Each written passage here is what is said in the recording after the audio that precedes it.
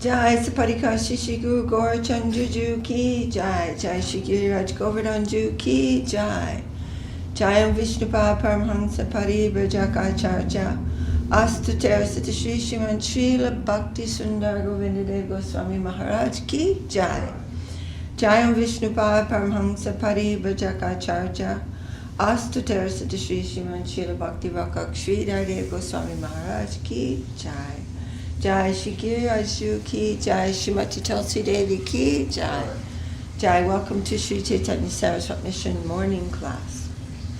Vandeham Shri Guru Shri Jata Parakamalam Shri Gurung Vaishnavangscha Shri Rupam Sagrajatam Sahagana Raghunatam Vitangstam Sajivam Sadvetam Savadutam Parijana Sahitam Krishna Chaitanya Devam Shri Radha Krishna Padam Sahagana Lalita Shri Vishakam Vitangscha Om Ajnanatimirandasya Gyananjana Shalakaya Chakshurun Militam Jena Tasmai Shri Gurave Namah Shri Chaitanya Manobishtam Stapitam Jena Bhutale Swayam Rupakadamahyam Dadati Svapadantikam.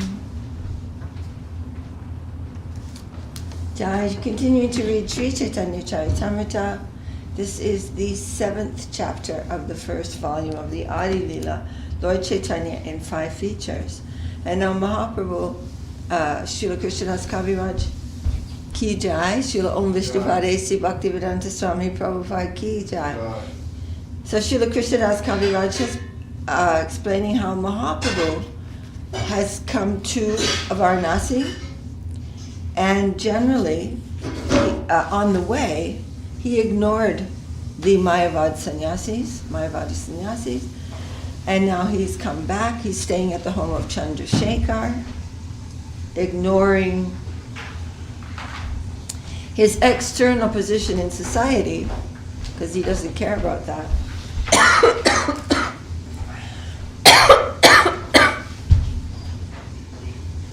And taking as valuable his transcendental position as a Vaishnava. So, as a matter of principle, Lord Chaitanya regularly accepted his food at the house of Tapan Mishra. He never mixed with other sannyasis, nor did he accept invitations from them. This exemplary behavior of Lord Chaitanya definitely proves that a Vaishnava sannyasi cannot accept invitations from Mayavadi sannyasis or intimately mix with them. Sanatana Gosayasi Tahai Milila Tara Shiksha Lagi Prabhu Duma Sarahila. When Sanatana Goswami came from Bengal, he met Lord Chaitanya at the house of Tapan Mishra, where Lord Chaitanya remained continuously for 2 months to teach him devotional service. So this is a very, short description of all of these pastimes. And Mahaprabhu met Sanatana Goswami there at the home of Tapan Mishra. Thank you, Guru. Lord Chaitanya taught Sanatana Goswami in the line of disciplic succession. Sanatana Goswami was a very learned scholar in Sanskrit and other languages. But until instructed by Lord Chaitanya Mahaprabhu, he did not write anything about Vaishnava behavior. His very famous book, Hari Bhakti Vilas, which gives directions for Vaishnava candidates, was written completely in compliance with the instructions of Sri Chaitanya Mahaprabhu. He was not making anything up. In the Hari Bhakti Vilas, Sri Sanatana Goswami gives definite instructions that by proper initiation by a bona fide spiritual master, one can immediately become a Brahmin. In this connection, he says, Yatha kanchanatam jati kamshyam rasa vidanata tatta diksha vidanena dvijatvam jayate nunam. As bell metal is turned to gold when mixed with mercury in an alchemical process. So one who is properly trained and initiated by a bona fide spiritual master immediately becomes a Brahmin. This is simply a fact.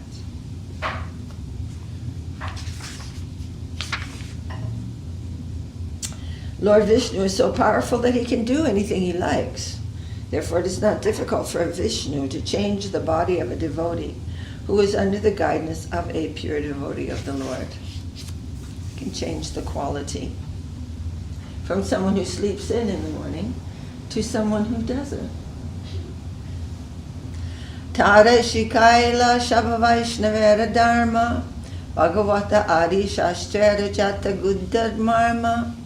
On the basis of scriptures like Srimad Bhagavatam, which reveal these confidential directions, Sri Chaitanya Mahaprabhu instructed Sanatana Goswami regarding all the regular activities of a devotee.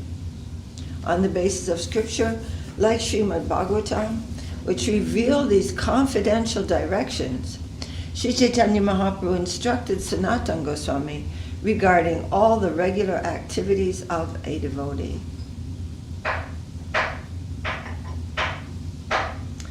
Iti Majje Chandrasekhar Mishra Tapana Tukyanya Prabhupada Kaila Nivedana. While Lord Chaitanya Mahaprabhu was instructing Sanatana Goswami, both Chandrasekhar and Tapanisha became very unhappy. Therefore they submitted an appeal unto the lotus feet of the Lord. So during that same time, when Mahaprabhu was giving so much instruction to Sanatana Goswami, Chandrasekhar and Tapan Mishra, also living there in Varanasi, obviously, they were very unhappy about something, and they wanted to submit something to the holy feet of the Lord. Kateka shuniba prabhuto maranindana napari sahite ebe chadiba jivana. How long can we tolerate the blasphemy by your critics against your conduct? We should give up our lives rather than hear such blasphemy. They couldn't stand it. All these Mayavadi sannyasis, they were criticizing the Lord because they don't really know what spiritual life is. They just think it's thinking about stuff. Going over and over the Vedanta Sutra and trying to take it apart and talking about it unlimitedly. That's what they think spiritual life is. And doing this austerity and that austerity. So they couldn't understand at all what Mahaprabhu was doing, and they were criticizing him. And this was all happening in Varanasi.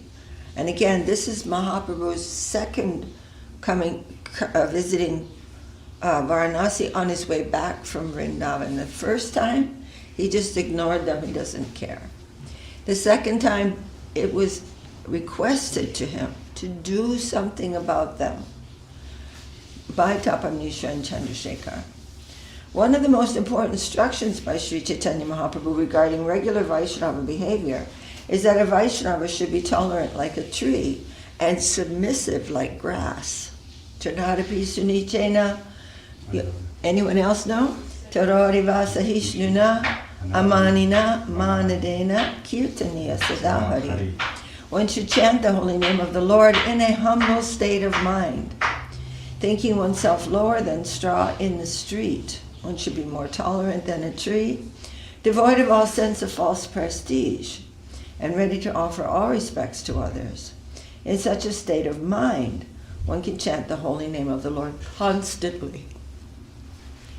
So that is true when it comes to one's own position.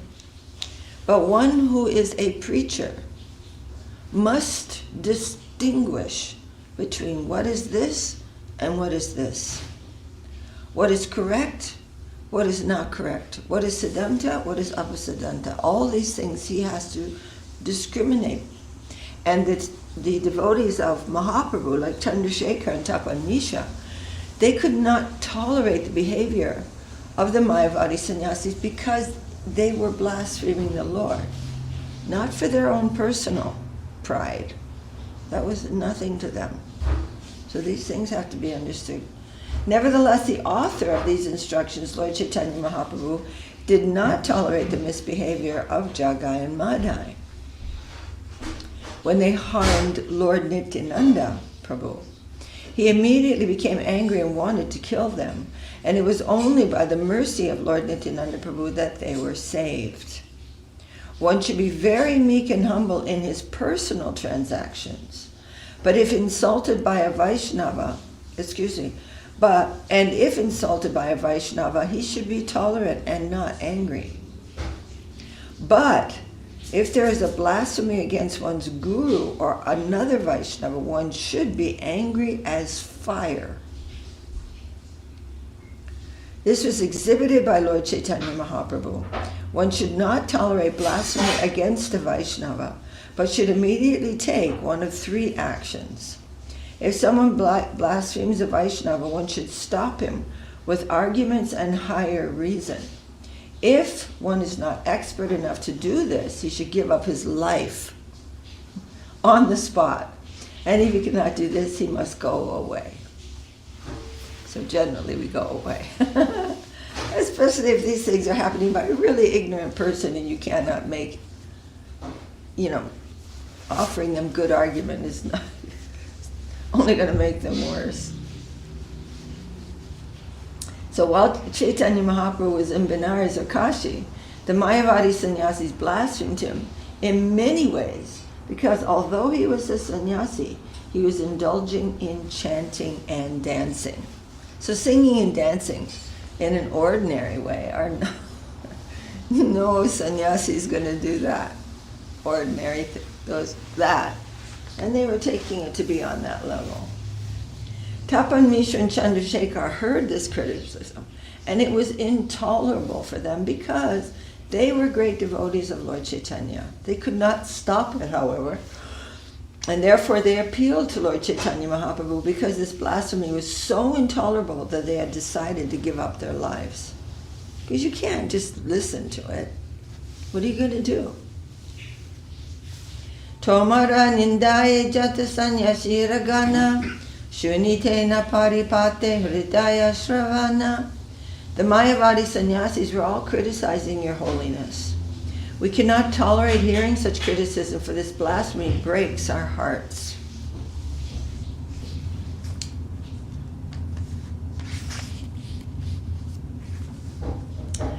Tapan Mishra and Chandrasekhar understood to be Iha shuni rahe prabhu isharasiya se kale akavipra milili asiya. While Tapan Mishra and Chandrasekhar were thus talking with Sri Chaitanya Mahaprabhu, he only smiled slightly and remained silent. At that time, a Brahmin came there to meet the Lord. So Mahaprabhu wasn't personally disturbed by any of this. Ashini Vedanakari Charane Dariya Akavastu Magon Deha Pasanahaya. The Brahmin immediately fell at the lotus feet of Mahaprabhu and requested him to accept his proposal in a joyful mood. He is saying, sometimes when you're proposing something to a very, very, very exalted personality, you will say, please be happy to hear me. In other words, please, I don't want to disturb you, but please hear me. The Vedic injunctions state, tad vidi pranipatena pariprasnena sevaya. One should approach a superior authority in humbleness. One cannot challenge a superior authority, but with great submission one can submit his proposal for acceptance by the spiritual master or spiritual authorities. Sri Chaitanya Mahaprabhu is an ideal teacher by his personal behavior, and so also are all of his disciples. Thus this Brahmin, being purified in association with Chaitanya Mahaprabhu, followed these principles in submitting his request to the higher authority. It is greatly offensive to approach one's guru or a superior person who's one's guardian in a challenging mood. This is really very wrong and inauspicious.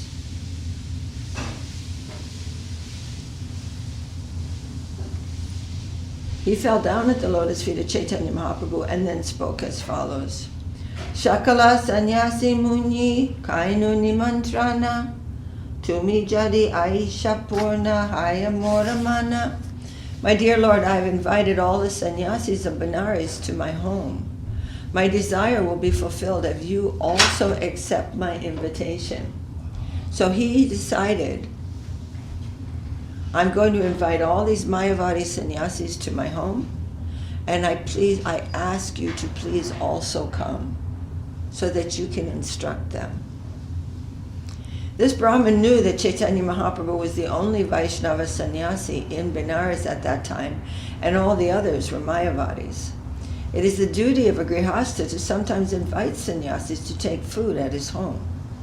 This grihastha Brahmin wanted to invite all the sannyasis to his house, but he also knew that it would be very difficult to induce Sri Chaitanya Mahaprabhu to accept such an invitation because the Mayavadi sannyasis would be present.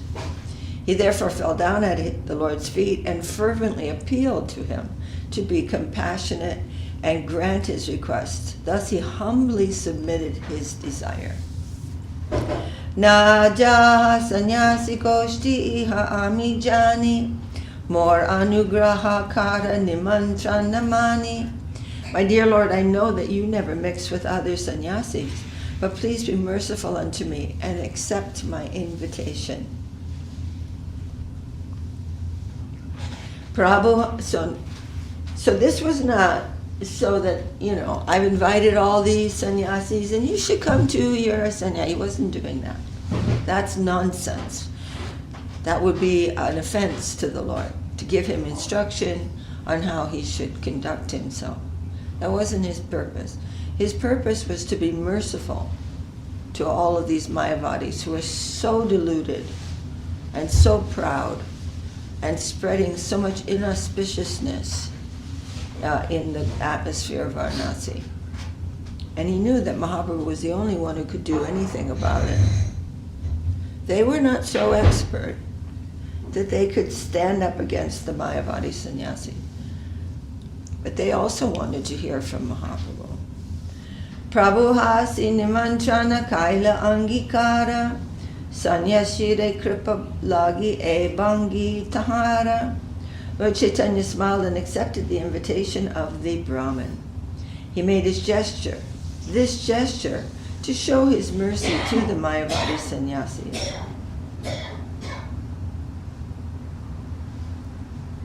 Tapan Misha and Chandrasekhar appealed to the lotus feet of the Lord regarding their grief at the criticism of him by the sannyasis of Benares. Chaitanya Mahaprabhu smiled gently. Merely smiled, yet he wanted to fulfill the desires of his devotees. And the opportunity came when the Brahmin came to request him to accept his invitation to be present in the midst of other sannyasis. This coincidence was made possible by the omnipotence of the Lord. So we have to remember the Lord is the cause of all causes, and he actually is behind this arrangement. Se vipra janena prabhu naya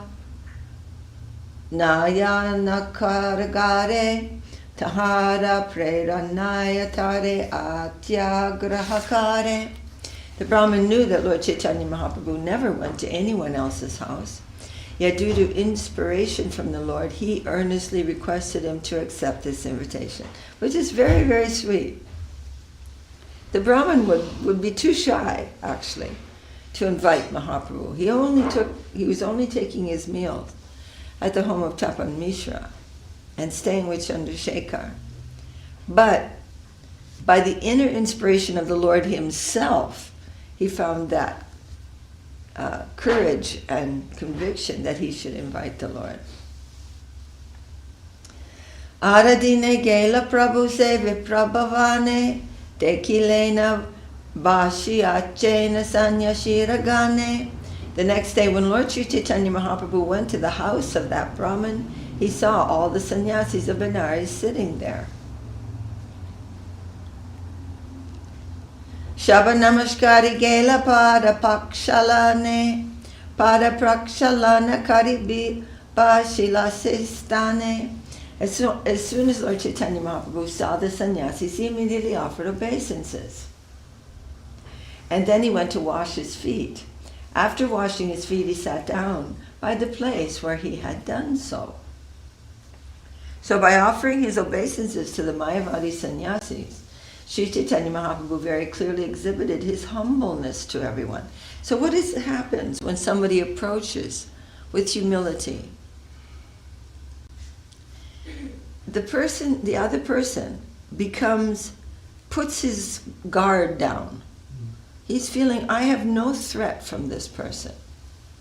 Everyone in the material world is full of fear.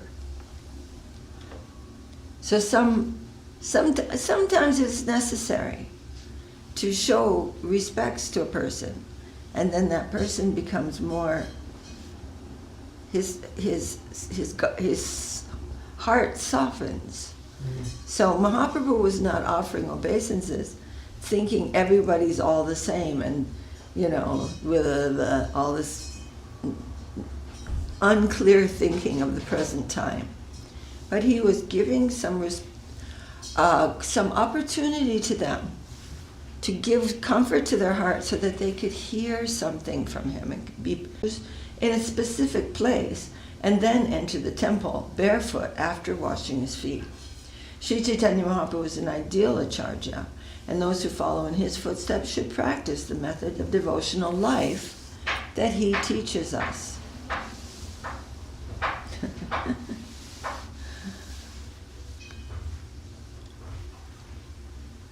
Bashira Karila Kichu Aishvarja Prakasha Mahate Jomaya Vapukoti Suryabasa.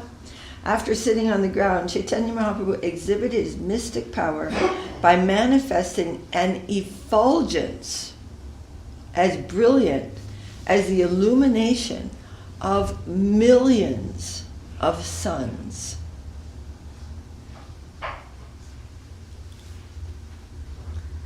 So there's really no comparison between the personal effulgence of the Lord and any number of suns.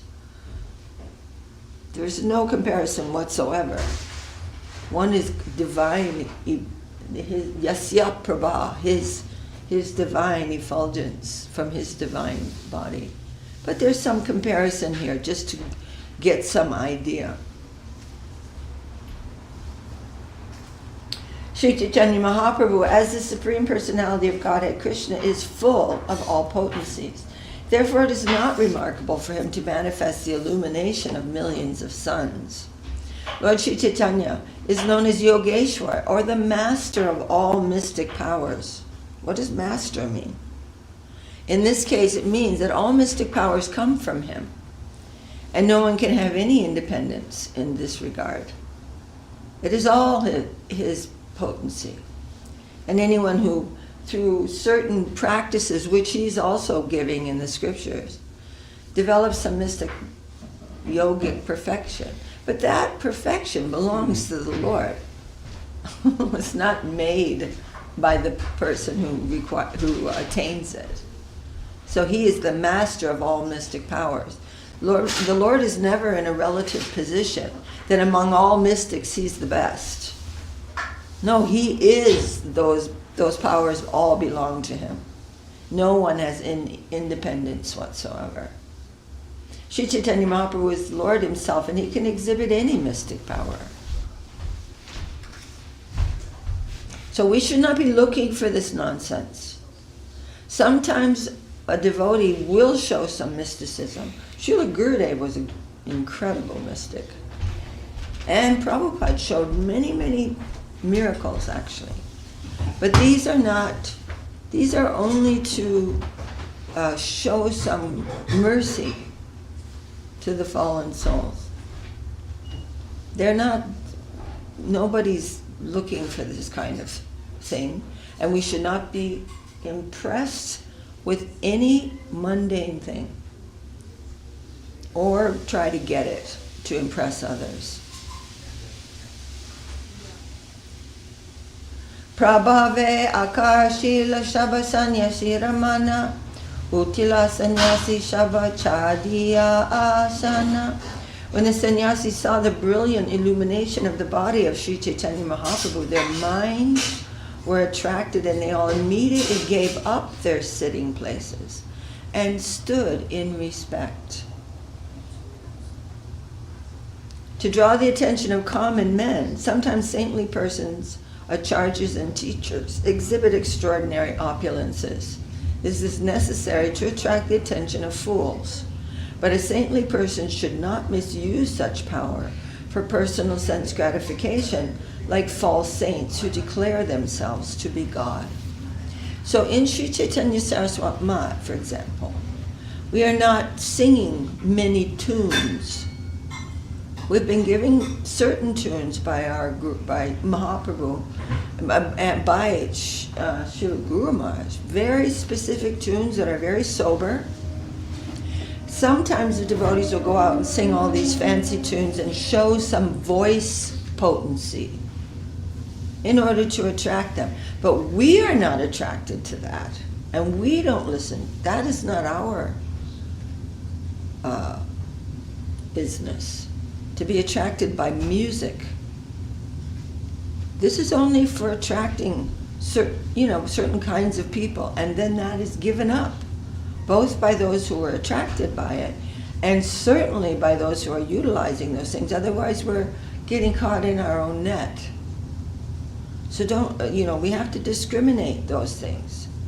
Ordinary subject matters of some intellectual blah blah or whatever might attract a certain group of people initially, but that is not to be maintained. That's not something we continue to do. It has its utility, perhaps. Personally, I'm not into it, but some people might be, and I appreciate that, and I can honor that. But that is not for us to get caught up in all of this nonsense.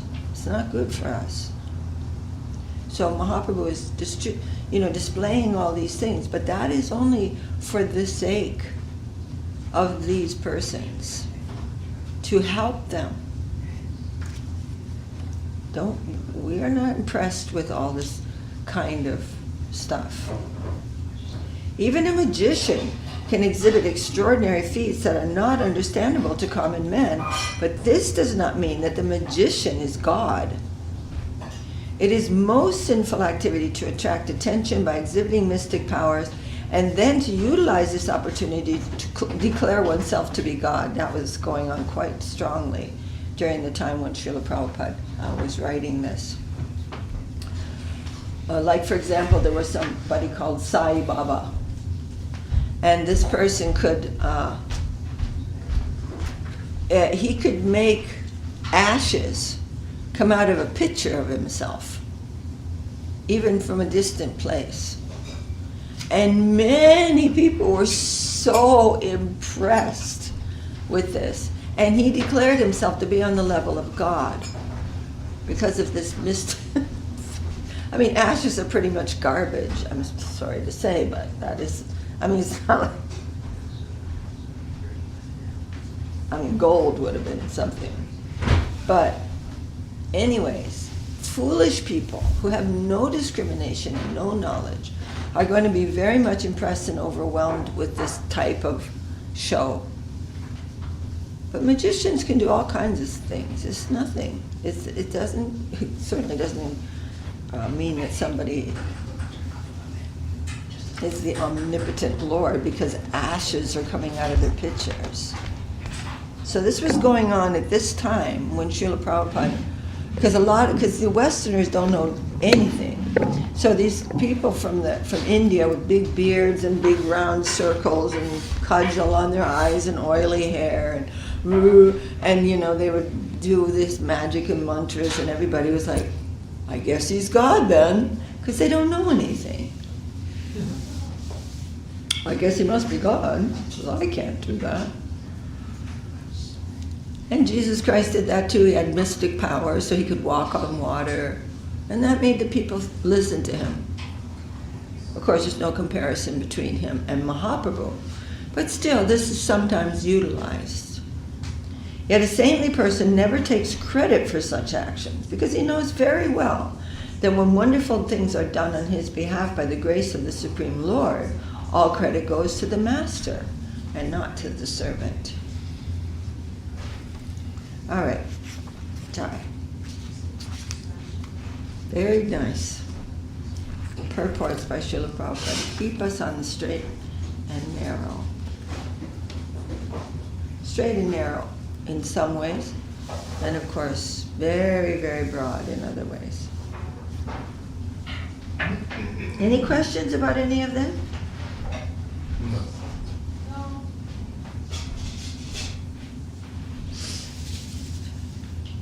Haribol. So, if we have some talent or something, that's good. We must use it in the Lord's service. And we're always happy to hear some encouragement also. But we must not think that talent has something, that it's mine and I can take it into the marketplace and get some good stuff, get some good exchange for it. We cannot put anything in the market stall because it doesn't belong to us. We're trying to give up all of this type of fearful attachment that, what if I'm not honored? So then that's the Lord's will. Honor is not the thing. Of course, if somebody's a teacher, then those who want to call themselves student will have to give some attention, and in that respect, honor. But that's nothing personal. That is something that is natural in that relationship and has to be there. Haribol. Okay, so now all of these sannyasis have left their sitting places, although they've been criticizing the Lord. The Lord wanted to show them something that they will think, he's very extraordinary, in order to help them. It's nothing extraordinary for the Lord. He's breathing out universes. Each one of them with so many planets. It's nothing. Jaya Shri Chaitanya Charitamrita ki, Jaya Srila Krishnadas Kaviraj ki, Jaya Srila Om Vishnupad A.C. Bhaktivedanta Swami Prabhupada ki, Jaya. I love this part. Well, all the parts, but he's going to convert them all. Like, he's going to show humility, he's going to let them do their thing, then he's going to, BAM! They're all going to be converted. Yeah, they all became so much. They have much. no idea what they're in for the next few days. Jai, may he do that for us. Of course, he is doing that for us. To our gurus, he's converting. Such a miracle. Jai Shri Upadesamrta ki, Jai Shri Rupa Goswami ki, Jai Shri Rupanuga Guru Varga ki, Jai. Haribol.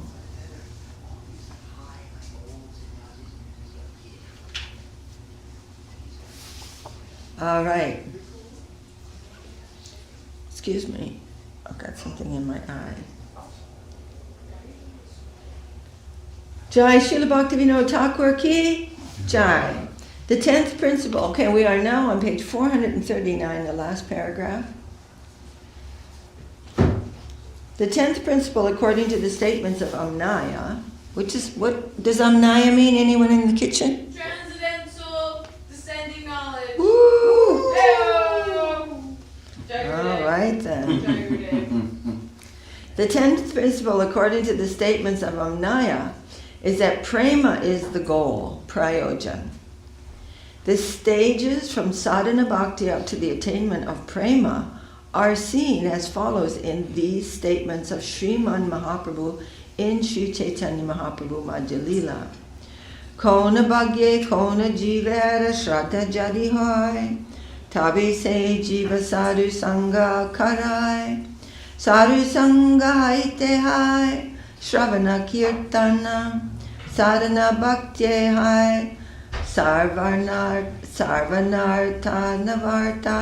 Nivartana. I'm sorry. Sarvanartha Nivartana.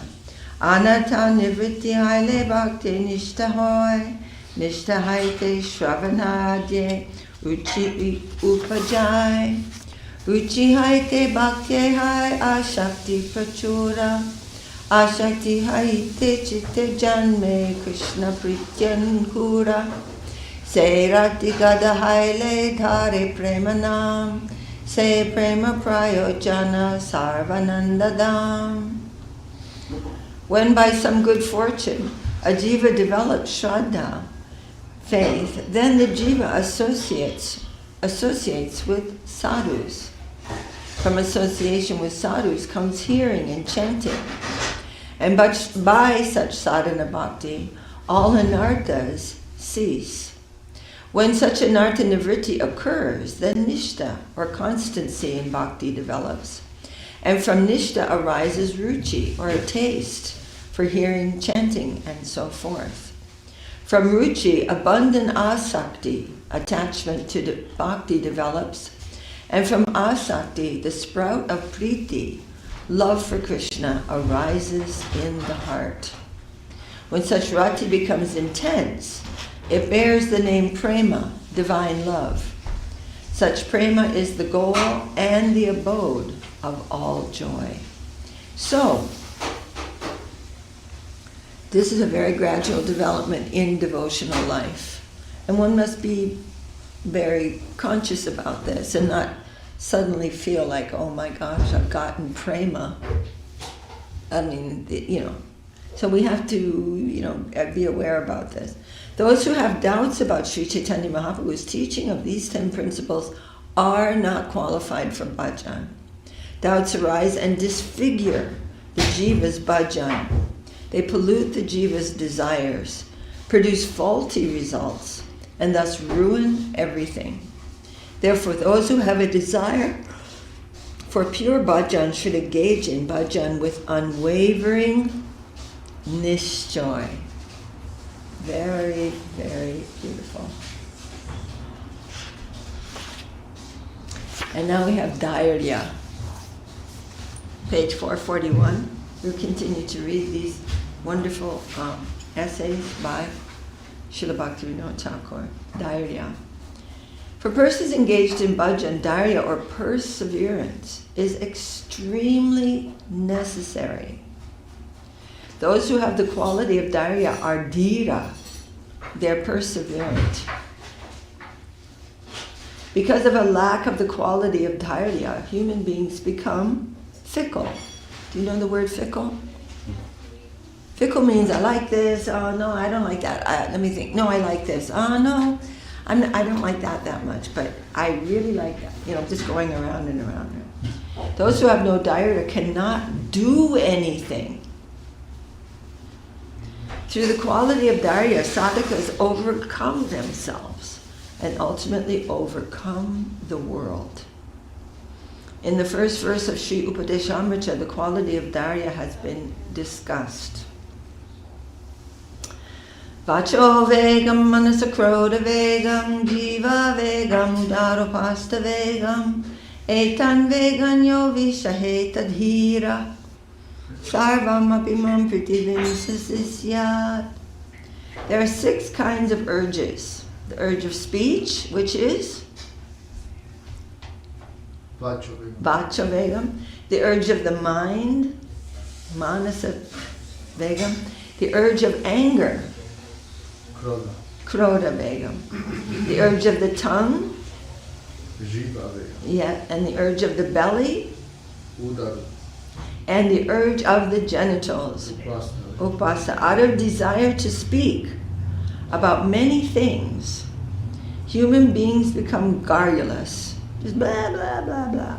If they are not able to regulate their speech, then as a result of talking about others, enmity towards many persons arises. So here Bhaktivinoda Thakur is talking about gossip.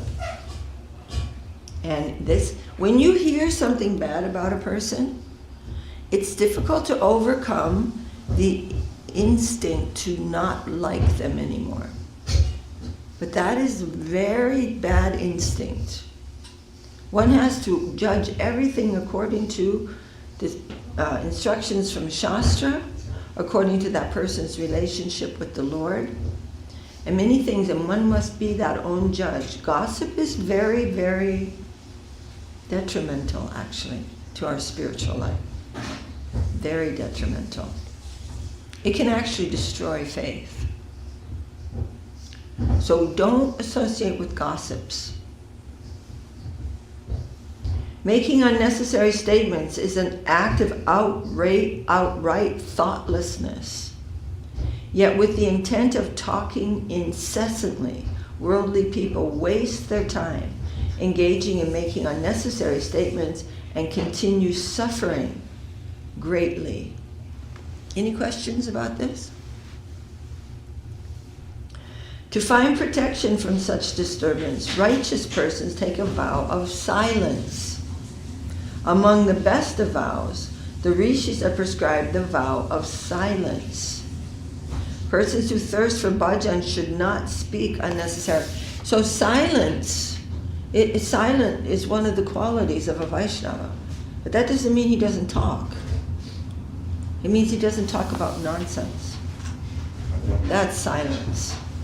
Not making worldly noise.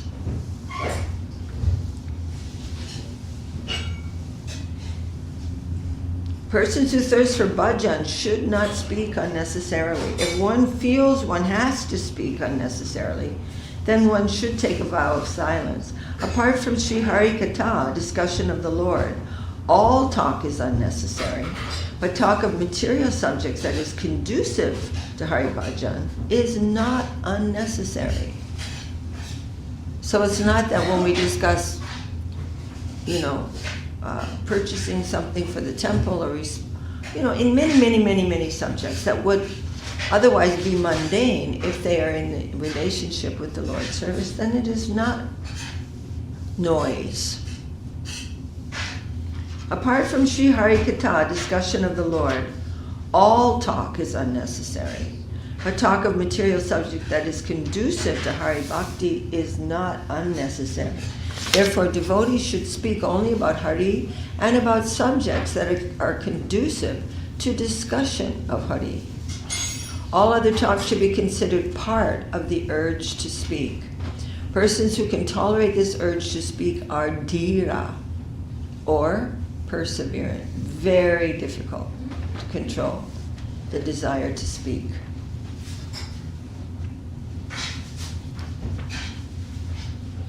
Tolerating the urge of the mind is also the duty of persons who are dhira.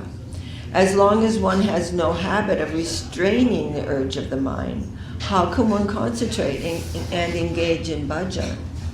And the fact is that unless we try to practice control of the mind, we cannot discriminate ourselves from the mind.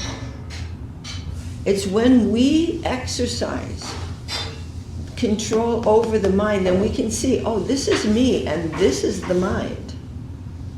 I want this to happen, and the mind has got its way of being, and that's not me, because I am the one who is giving instruction, and this is the other thing. Unless we do that, we will never know the difference between ourself and the mind, and that is a unspeakably horrific condition for the soul. Of course, the example is given in the Gita, that the soul is seated on the body like a chariot, and the reins, the driver is the intelligence, and the reins are the mind, and the horses are the senses. So when the jiva, the passenger, us, is not giving instruction to the intelligence to control the mind, which is the reins, then the senses run rampant. And the jiva is in a terrible situation, and he can't get anywhere. He's helpless, absolutely helpless. So we have to, Srila Guru Maharaj is saying, we have to understand all these different elements as being distinct from one another. There's the body, there's the senses, There's the mind, there's the intelligence, and then there's myself. We have to, through the course of the day, notice these different things. Now, nowadays, the great emphasis is that the mind should never be ignored. There's no higher principle than to do what the mind dictates. I just have to be myself, you know. This is creating a hellish condition for people who have no way to understand any principle by which to measure their life, except for the wind of the mind. The wind goes this way, that way, that way. There's no rhyme or reason. It's a terrible situation. And now everybody's having panic attacks because they don't know what they're doing. They have no stability at all. Nothing. Just do whatever your mind says, and then you're really being yourself. This is the most hellish advice. Hellish. Tolerating the urge of the mind is also the duty of persons who are dhira. As long as one has no habit of restraining the urge of the mind, how can one concentrate and engage in bhajan? Except during sleep, worldly people pursuing various desires never find any relief from various urges of thought. All psychology is fixed with this one statement. Know what is true and regulate your mind according to truth. But without truth, what are you going to do? How are you going to regulate the mind? You don't even know what to regulate it for. Moreover, even during sleep, thoughts come in the form of bad dreams and good dreams. To regulate the urge of the mind, the rishis have created the Astanga Yoga and Raja Yoga. The Supreme Lord's rule, however, is that we should regulate the mind by giving it a little higher taste and causing it to forget trifling material tastes or urges. Just, you know, it's like if you open up a window, maybe some dust, some seeds, maybe a leaf comes in. You don't have to analyze every one of them. You just sweep it up and throw it out because you know this is just not useful. So the mind may present all things, but you have some truth by which to decide, oh, this is an important thought and this is garbage. Sweep it up, throw it out, problem solved.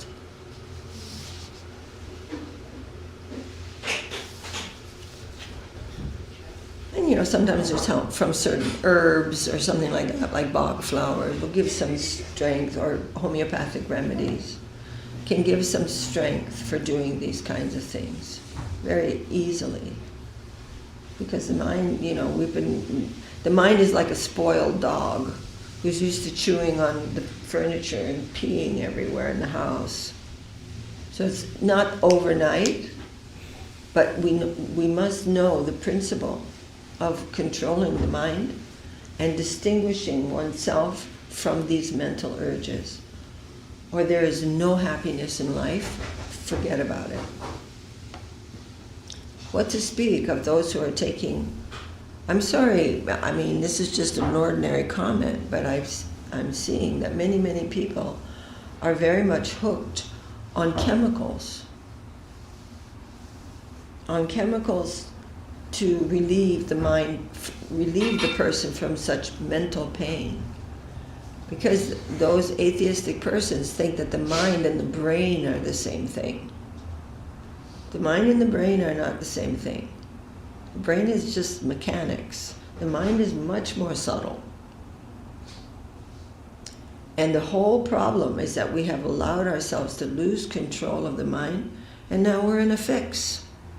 So these remedies, like Srila Gurudev said, homeopathic remedies can relieve one of karma.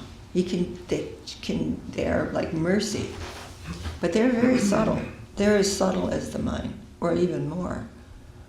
So they can make some adjustment.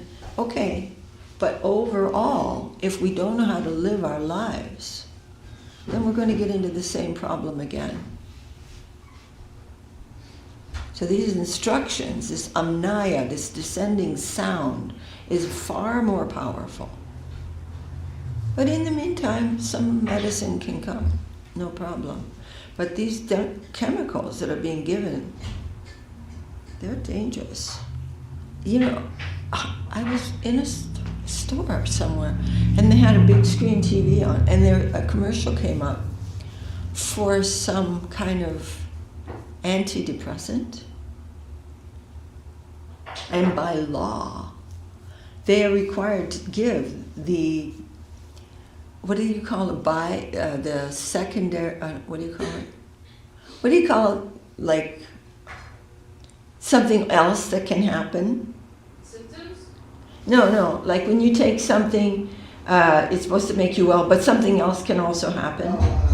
Like Side effects? side effects. Side effects. Yeah, There's a euphemism. It's not a side effect, it's an effect. Right? Right. So, what were you saying, Damodar? I was going to say also sometimes some things have, which might apply also, like an unintended effect. Like Rogaine is a perfect example. It was developed for some other heart condition, but it tends to grow hair. Okay. It's called an unlabeled use, or an unknown kind of side, which kind of, if we're kind of trying to make or do our service and our advancement, it kind of comes at us like, oh, I'm just cooking food, but really, you know, it's an not unintended, but, you know, an unforeseen kind of thing that we're being drawn toward the Lord. Yes, and the Lord knows that. And it might occur to us, I mean, it's for me, Right. it occurs to me occasionally, but I'm not like 100%. And occasionally I'm like, wow, okay, I made a decision that I would not have made in the past. I come up with a situation like, okay, that's nice. So, one of the side effects was suicidal thoughts. One of them was like hallucinations. And I'm like, but they have all these smiling people with their families. Anyway, this is a very social comment. But it is relevant because we need to take control, meaning in a mood of surrender. When the mind is presenting something which I know is not beneficial for myself, why is this happening? It is my own fault.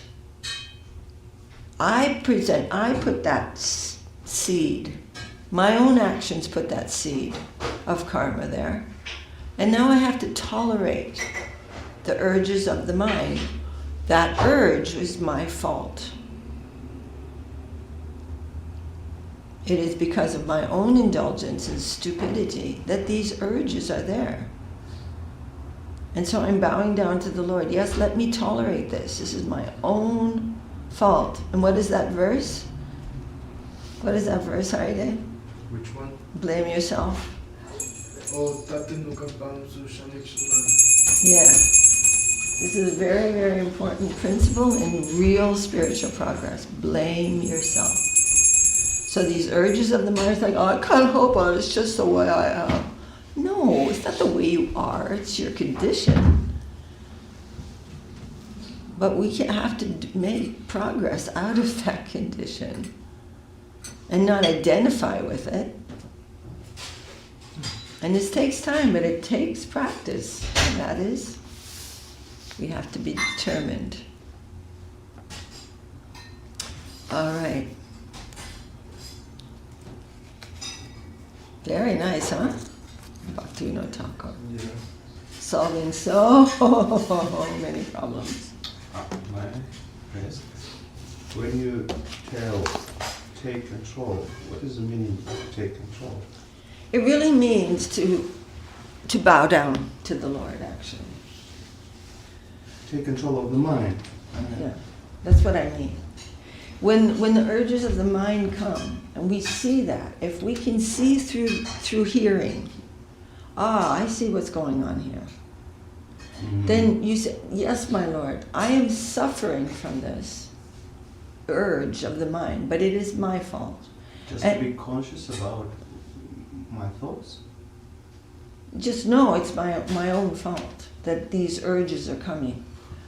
My actions in the past have placed many seeds. And when those fructify, we have an urge to do that same thing again. Is it like to take responsibility? Take responsibility and say, yes, my Lord, this is painful for me. I want to do this, but I will tolerate this. And I've surrendered to you.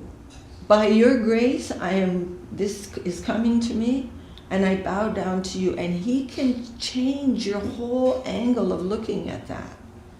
Your angle of vision will change. Oh, this is all my fault. And if I keep on indulging on this, there's no end to it. Then later I'll want to do that again. There's no end. So to tolerate is the word. Tolerate the urges of the mind. Tolerate the urges of speech. And go through that and let that be burnt away in the shelter, in surrender to the Lord. Let that be gone forever. Taking shelter from Him, He can remove that in no time. And He's saying that, aham tvang sarva papebhyo moksha ishami. I will remove all of these things. Just surrender to me. I'll take care of it. You don't have to do big austerities in a cave in the Himalayas during the cold season, wet with water. But it is You don't also have to do all that. I'm right here. I can manage that for you. as I understand, it's not just a surrender. It's just to make efforts to make attention to this. Yeah, you can do that also. But always we're moving forward in the mood of surrender. Always. And the mood of surrender. Yes. This is a subtle distinguish. Mood means that's what I'm doing. I'm surrendering. But that we are actually, Krishna consciousness is a practice of surrender. That is our eternal relationship with the Lord. We don't have another relation. I mean, it's not, that's the basis of all relationships. So the practice of sadhana bhakti must be imbued with surrender. He is the one who's taking us out of this mundane plane. What am I going to do? People can control their mind. Pantastikoti shatavatsara sampragamya. Brahma is explaining this. You can control the mind. Pantastikoti shatavatsara sampragamya vayoratapi manaso munipungavanam. So pyastya papadasinya vichinja tattve.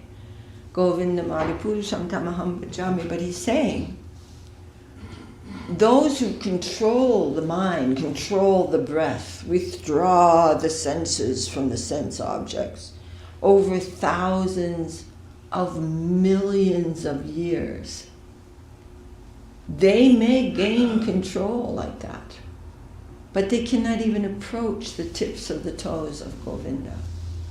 But through surrender, automatically these things will be accomplished. And in such a nice way. Get up in the morning, chant the holy name, take prasadam, hear some beautiful scripture, live a happy life in the mood of surrender, and it's so easy. Krishna is saying, all this dharma, you don't do all that. That's not, I'm right here. I'm your best friend. I'm living with you always.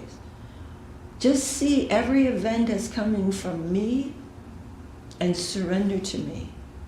I know how to take you out. Just follow me and allow that to happen. That is Krishna consciousness, actually. So all of these things require surrender. But this knowledge is given to us to help us to understand our situation. This is Sambandha Gyan. What is my situation? My situation is that I'm surrounded by a mental Mind means misunderstanding. I'm surrounded by all kinds of layers of lies that I've told myself. And now I'm in the midst of the trouble I've created for myself. It's nobody else's fault. That's my circumstance. Now, how to withdraw myself from that? Then that will be Abhideya. That is all very important to know. And live properly. You're visiting the house of the Lord, you're living in the house of the Lord. When the Lord wakes up, you will wake up and greet him.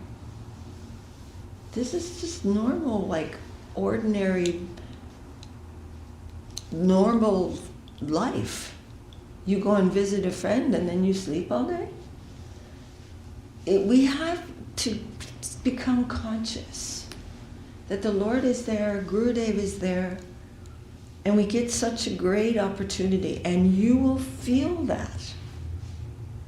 It's not like you're not going to feel that, you just have to believe it. We must serve properly. Even just ordinary etiquette. It's, it's not like what to speak of, living where the Lord has chosen to live. Jai Shri Upadesamrta ki Jai. Jai Srila Rupa Goswami ki Jai. Srila Bhaktivinoda Thakur ki Jai. Wow, so beautiful. Hare Krishna. Hare Krishna. Okay, what page in the book? Oh, you have it already? 66.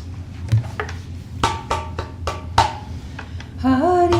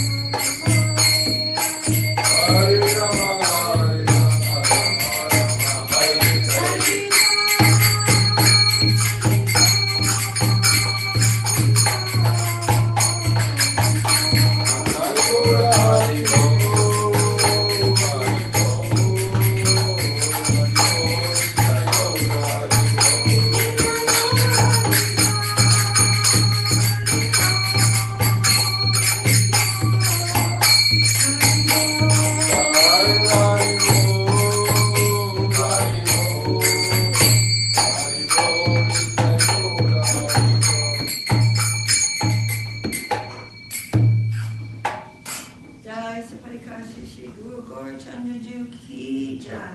Shri Guru Ki Jai. Jai Vishnupad Paramahamsa Srila Bhakti Sundar Govindadev Goswami Maharaj Ki Jai. Jai Om Vishnupad Paramahamsa Srila Bhakti Rakak Sri Dardev Goswami Maharaj Ki Jai. Shri Rupa Nuga Guru Varga Ki Jai. Shri Chaitanya Saraswat Madhacharya Vrinda Ki Jai. Namacharya Srila Haridas Thakur Ki Jai. Jai.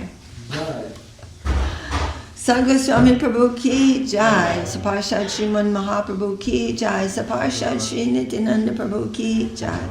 Shri Shri Radha Krishna Gopa Gopinath Shyamakunda Radha Kunda Giri Govardhan Ki Jai. Shri Chaitanya Saraswat Mat Ki Jai. Kadiya Sakama Ki Jai. Chaitanya Saraswat Mission Ki Jai. Kol Kartal Ki Jai. Harinam Sankirtan Ki Jai. Today is Dwadashi. Shri Dwadashi Titi Ki Jai.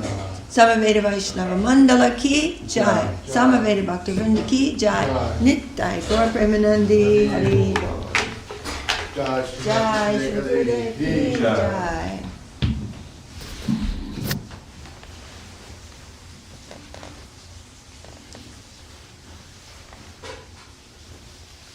Hare Krishna.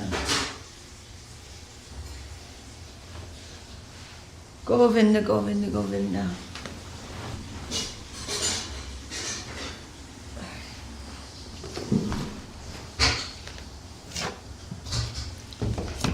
Are we offline? No. Jai Odona Yoti Jai. Jai.